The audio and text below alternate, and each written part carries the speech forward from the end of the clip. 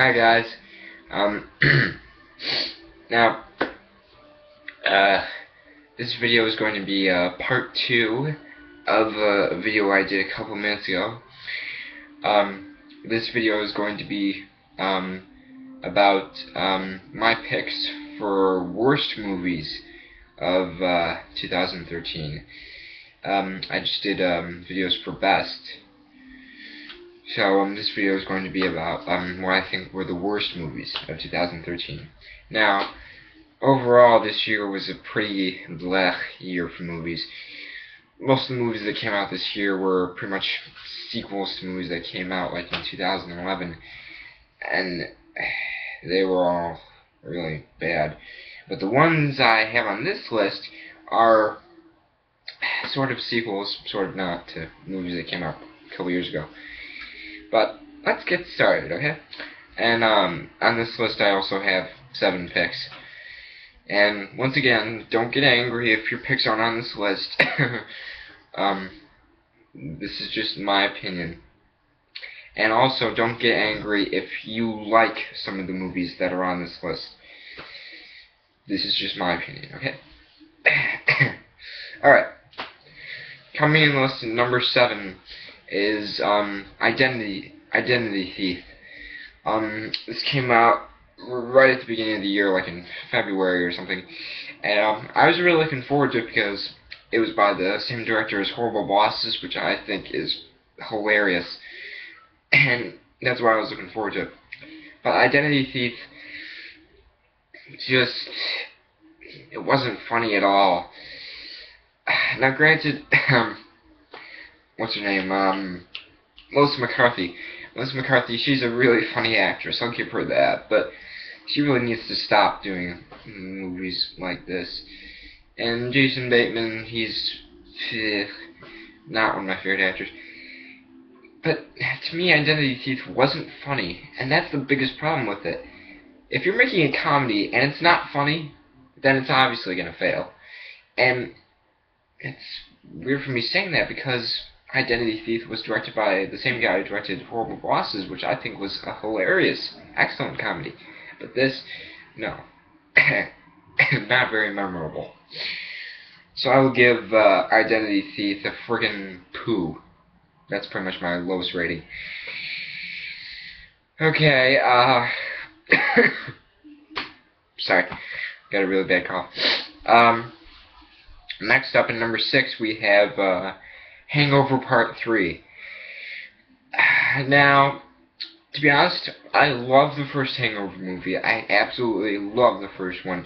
It's hilarious, it's original, and it kind of is based off of things that could happen in real life. I mean, sure, people do get hangovers at parties. That's normal. That's why I love the first one so much. Second one, terrible. Second one was terrible. It was just a complete copy off of the first one, except it was taking place in a different location. Hangover Part 3, however, is pretty much the exact same thing as the last two, nothing different. And it's just the exact same plot point. Doug gets captured again. It's ridiculous. I've seen way better comedies than Hangover, like something like a Hot or Tootsie or yeah, those kinds of comedies. Those are, I think, much better than Hangover 3. So I will give Hangover Part 3 a friggin' poo. Yeah. Okay, next up in number 5 we have The Great Gatsby, starring Leonardo DiCaprio. Now, wait, why did I go see this movie? I can't remember why I saw this movie. I can't remember. Now, keep in mind, I've not read the book. I have not seen the movie version with Robert Redford. I went into Great Gatsby pretty much with an open mind. I wasn't really expecting anything. But what I got was an extremely cliched, bland love story with absolutely no substance. It was cliched beyond belief. And the director of this movie, Baz Luhrmann, he's mostly directed art house and romances. If Baz Luhrmann is watching this somewhere, I say to him, start directing other types of movies. Stop doing the exact same boring shit. Okay? Now, keep in mind, I do like some of Baz Luhrmann's movies. Oh, you stupid hater. Sorry. I do like some of his movies. I really like the modern day version of Romeo and Juliet. I do like Moulin Rouge, but Great Gatsby was freaking cliche, terrible acting. Well, I mean, the best part of the movie, I think, was Tobey Maguire. And to be honest, this is the first movie I've seen Tobey Maguire in a long time. The last movie I saw Tobey Maguire in was Spider-Man 3, and damn, that was awful. But Great Gatsby, freaking poo. Yeah, most of these are freaking poo, to be honest. Okay, next up in number 4 we have Ender's Game. Now, the only reason I went to see Ender's Game was because it was a sci-fi movie and it had Harrison Ford in it. Harrison Ford is one of my all-time favorite actors. And I do like sci-fi movies. But when I walked out of Ender's Game, I said, it's okay. Too much boring military-ish stuff. Not at all what I expected. Just boring most of the time. I mean, I liked it sort of when I first saw it, but looking back on it, it's kind of meh for me. I mean, it's not freaking poo, but yeah, not that exciting. Not my kind of movie. So I'll give Ender's Game a friggin' okay. Oh, here we go. Here's a really bad one. Next up in number 3 we have A Good Day to Die Hard. Oh my god, this was shit! Okay, now let me say something. I love Die Hard 1 through 4. I mean, I don't really like Die Hard with a Vengeance that much, but anyway. Die Hard 1 is one of my all-time favorite movies. I think the first Die Hard is the best action movie ever. It's intense, it's funny. Die Hard 2, I also really like. I know most people don't, but I really like it. I'm sure it's cheesy at parts, but it's fun. That's what counts. Die Hard 3, Die Hard with a Vengeance, I think the first half is really good. The second and third half just feels like a James Bond movie. Die Hard 4, most people hate, but I love Live Free or Die Hard. Love it. Especially love the unrated cut the most.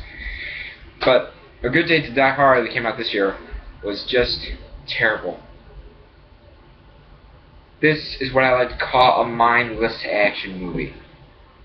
Now I know what you're thinking. Action movies are supposed to be mindless. No, that is not true. Okay?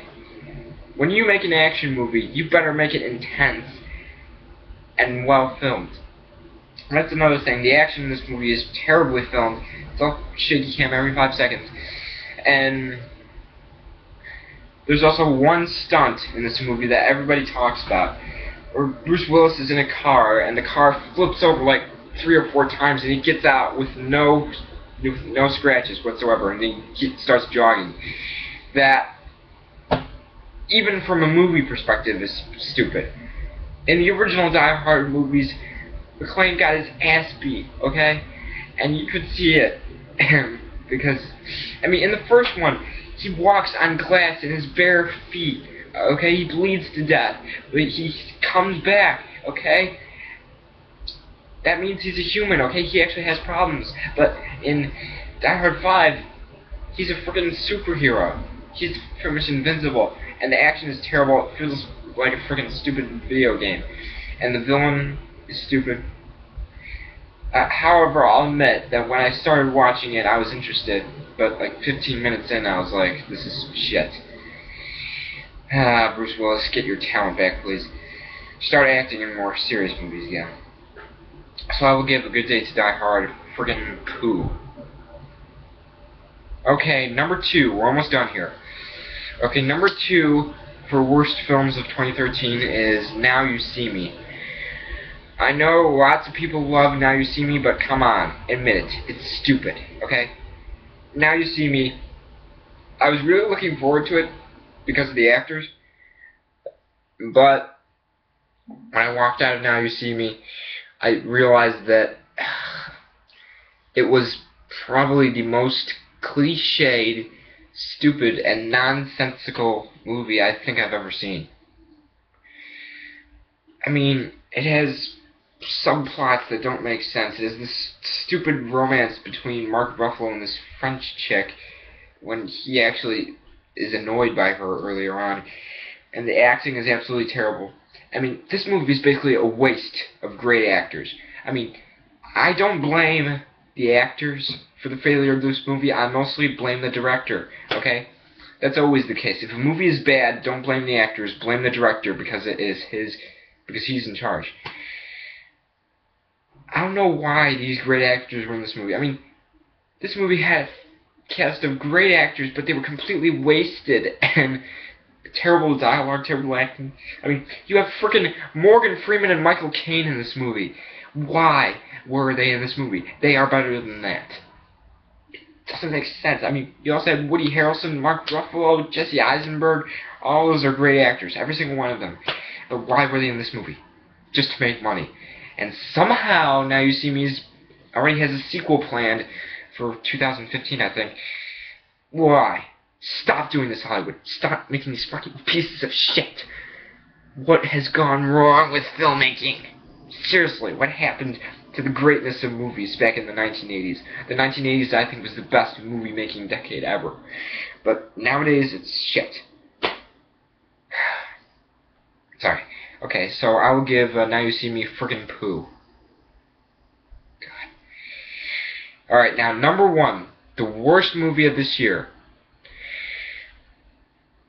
I thought about switching Now You See Me and this next one, but I've come to a firm decision, and this is personally what I think the worst movie of 2013 was. In my opinion, the worst movie of 2013 was White House Down. This movie was just cliche over stupidness, nonsense, and just terrible acting.